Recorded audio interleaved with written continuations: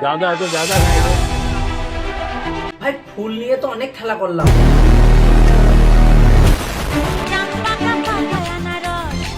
না মানে সারা পশ্চিমবঙ্গ ঘুরে তো বামফ্রন্ট মানে একটা সিট পায় না। হে নমস্কার বাঙালি, কেমন আছো সবাই?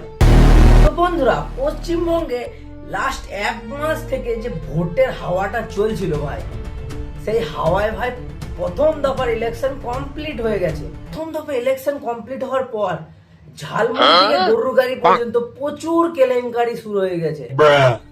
তো চলো এই কেলেঙ্কারি গুলোকে হালকা করে বাটার লাগানো যাক।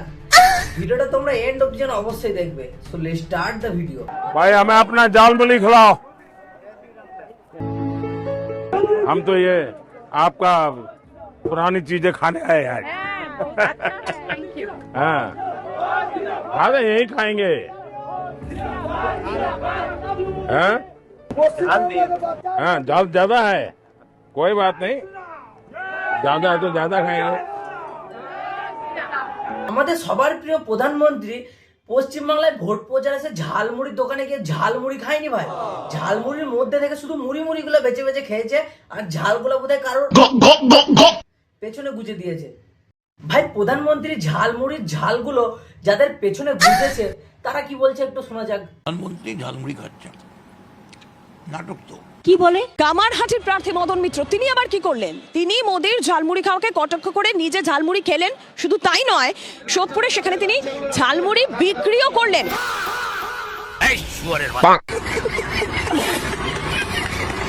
মদন মিত্র শুধুমাত্র ঝালমুড়ি খেলেন না, কামারহাটির তৃণমূল প্রার্থী আগরপাড়া স্টেশনে ঝালমুড়ি বিক্রি করতেও দেখা গেল। কাকার হাতে ঝালটা একটু বেশি লেগেছে, ওই জন্য এত লাফাচ্ছে। বেশি লাফালাফি করার দরকার নাই, 4 তারিখের পর বোধহয় এই ঝালমুড়ি বিক্রি করতে হবে। প্রধানমন্ত্রী ঝালমুড়ি খাচ্ছে, নাটক তো। আমি যেটা খাচ্ছি এটা জেনুইন, কারণ এটা আমি রেগুলারই খাই।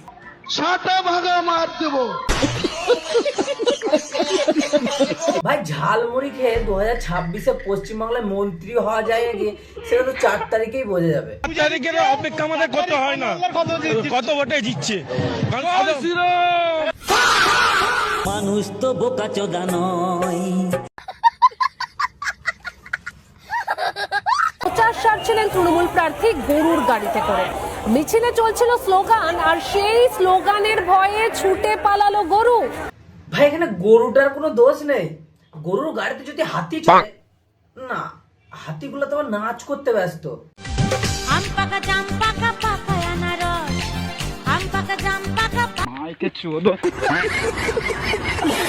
প্রচার সারছিলেন তৃণমূল প্রার্থী গরুর গাড়িতে করে। হঠাৎ করে প্রচারে তাল কাটলো। মিছিলে চলছিল স্লোগান, আর সেই স্লোগানের ভয়ে ছুটে পালালো গরু। গরুর গাড়ির উপর যদি গাধারা উঠে তাণ্ডব করে তাহলে কি করে গরুটা সহ্য করবে? আমি একদম হরলিক্স নেই রেডি আমার ইংলিশ লাগতে হবে। আমি খুব ছোটবেলা থেকে আপনার ছবি দেখেছি, আর একটা রিকোয়েস্ট আমার রাখতে হবে হরলিক্সটা একদম। ভাই এখন পশ্চিমবঙ্গের পাবলিক বুঝে গিয়েছে সোহম চক্রবর্তী হরলিক্স আর চট্টি ছাড়া কিছুই চাটতে পারে না। মা একটু হরলিক্স দাও না, চেটে চেটে খাবো। আমরা গর্বিত, আমরা চটি চাটা। ওই জন্য চটি তো আর চাটাতে পারবে না, ওই জন্য হরলিক্স চাটাচ্ছে। শালা মা মেয়েকে এই চটি সেই চটি নয় রে মারা।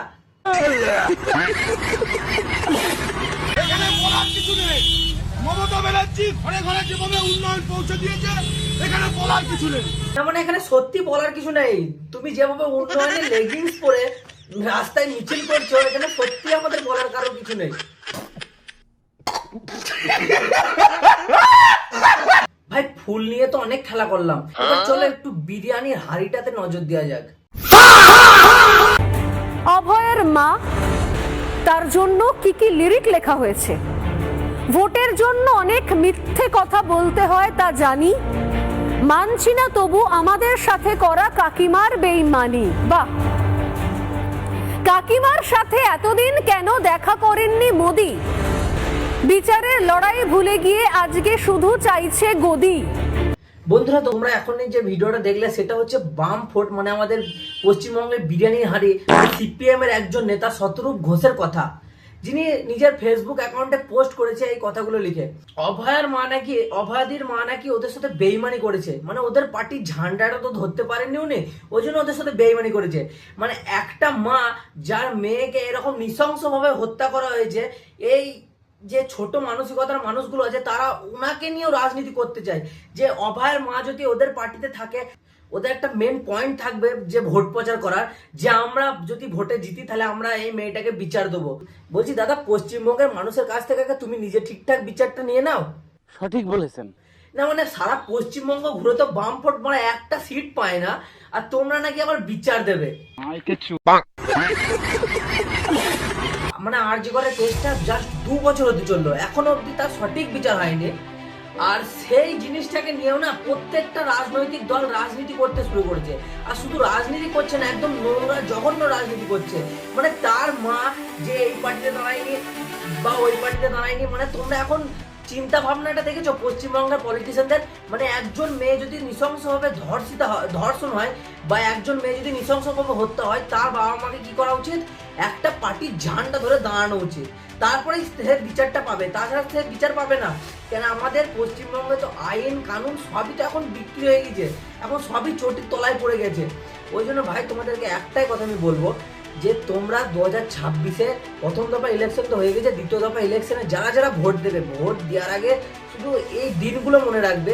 তো তোমাদেরকে ভাই একটাই কথা বলছি, যারা যারা আমার এই ভিডিওটা দেখছো তাদেরকে বলছি, ভাই তোমরা ভোট দেওয়ার আগে না একবার প্লিজ আরজি করার কথাটা মনে করবে।